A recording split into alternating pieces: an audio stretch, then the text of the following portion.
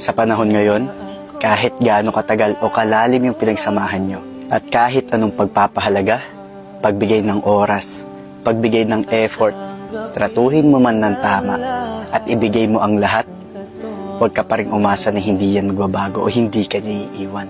Kasi lahat ng tao, pwedeng magbago. Kung sa ngayon importante o mahalaga ka, bukas hindi na. At may mga tao talaga na hindi kayang pahalagan yung mga bagay na nagawa mo nung panahong kinailangan ka nila.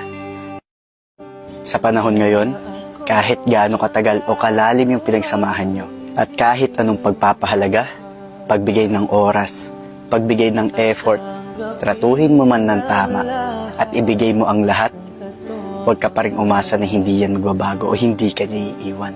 Kasi lahat ng tao, pwedeng magbago. Kung sa ngayon importante o mahalaga ka, bukas hindi na. At may mga tao talaga na hindi kayang pahalagan